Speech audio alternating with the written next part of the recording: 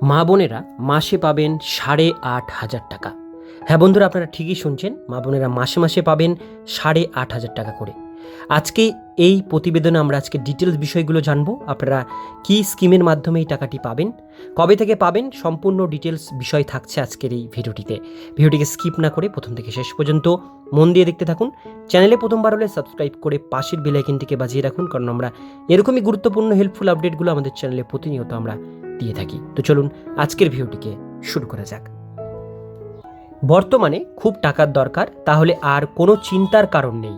সম্প্রতি এমন একটা স্কিমের কথা প্রত্যেকেই শুনেছেন, যা রীতিমতো অবাক করবে আপনাকে। নিউ স্কিম লাইক লক্ষ্মীর ভাণ্ডার। বর্তমানে খুব টাকার দরকার, তাহলে আর কোনো চিন্তার কারণ নেই।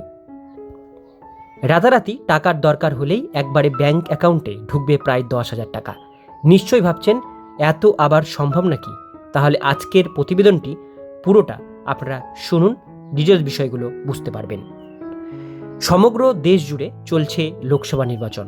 এই লোকসভা নির্বাচনের প্রচারে বেরিয়ে একটি দল এক একটি রকমের বক্তব্য রাখছেন। বেশ কিছুদিন আগে রায়বেরেলিতে নির্বাচনী জনসভায় ভাষণ দিতে গিয়ে প্রাক্তন কংগ্রেস সভাপতি রাজীব গান্ধী করে ফেলেছেন এক বড়সড় ঘোষণা। রাজীব গান্ধীর ঘোষণা অনুযায়ী দেশে যদি কংগ্রেস সরকার আবার গঠিত হয়, তাহলে পরিবার থেকে প্রত্যেক মহিলাকে বছরে দেওয়া হবে 1 লক্ষ টাকা। সুতরাং মা বোনেদের আর কোনো চিন্তার কারণ করার দরকার নেই। নিশ্চয়ই মনে প্রশ্ন আসছে, কবে থেকে পাবেন এই টাকা? বাড়ির মা বোনেরা কবে থেকে এই টাকা পাবেন? কংগ্রেস নেতা রাহুল গান্ধী এই প্রসঙ্গে জানিয়েছেন, যদি মোদিজি কোটিপতিদের টাকা দেন, তাহলে সেটাকে সবসময় বলা হয়ে থাকে উন্নয়ন হচ্ছে। গত 10 বছরে এখনও পর্যন্ত কোটিপতিদের যে অসংখ্য টাকা দেওয়া হয়েছে, তা খুব সহজেই কংগ্রেস ক্ষমতায় এলে প্রত্যেক মহিলারা সেই টাকা পাবেন। মহালক্ষ্মী যোজনার আওতায় সারা দেশের দরিদ্র মহিলারা রাতারাতি হয়ে যাবেন কোটিপতি। প্রত্যেক মাসে তাদের ব্যাংক অ্যাকাউন্টে জমা পড়বে 8,500 টাকা করে। এই প্রসঙ্গে জোট প্রার্থী রাহুল গান্ধী আরও জানিয়েছেন, ভারতীয় জনতা পার্টি 4 জুন কেন্দ্রের ক্ষমতা থেকে বিদায় নেবেন। তারপর জুলাই মাস থেকে মহিলাদের অ্যাকাউন্টে সরাসরি ঢুকে যাবে এই পরিমাণ অর্থ। কৃষকদের ঋণ কিভাবে মুকুব হবে?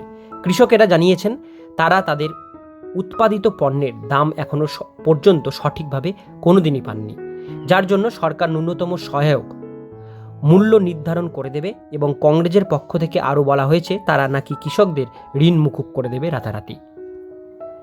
বেকার যুবকদের হবে স্থায়ী চাকরি। যে সমস্ত যুবক যুবতীরা এখনও চাকরির খোঁজে হন্যদন্য হয়ে ঘুরছেন, তাদের জন্য স্থায়ী চাকরির আশ্বাস দেওয়া হয়েছে কংগ্রেসের পক্ষ থেকে। 6 মাসে 30 লক্ষ সরকারি শূন্যপদ পূরণ করা হবে, এমনটাই জানিয়েছেন রাহুল গান্ধী। প্রশ্নপত্র ফাঁসির বিরুদ্ধে কঠোর আইন আনা হবে।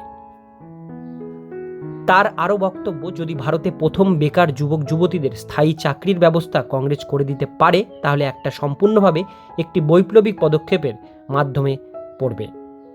কলেজ বিশ্ববিদ্যালয় থেকে বিভিন্ন ডিপ্লোমা প্রাপ্তদের জন্য 1 বছরের স্থায়ী শিক্ষানবিশ এর সুযোগ পাবেন প্রত্যেকেই।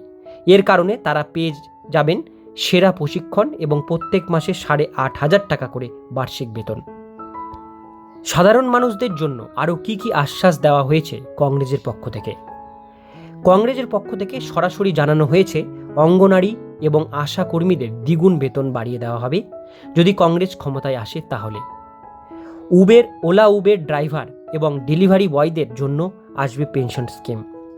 যে সমস্ত মানুষেরা অগ্নিবীরে যোগদান করবেন, তারা পেনশন, ক্যান্টিন ইত্যাদি সুবিধা পাবেন। আশা করি সমস্ত ডিটেল বিষয়গুলো আপনারা বুঝতে পারলেন। আজকের ভিডিও এতটুকুন পর্যন্তই। ভিডিওটি কেমন লাগলো কমেন্টে জানাবেন, ভালো লাগলে লাইক করবেন। এরকমই গুরুত্বপূর্ণ হেল্পফুল আপডেটগুলো যখনই উঠে আসবে, সবার প্রথমে সেই আপডেটগুলো আমাদের চ্যানেলে পেয়ে যাবেন। সেই জন্য চ্যানেলটিকে সাবস্ক্রাইব করে পাশের বেল আইকনটিকে বাজিয়ে রাখুন।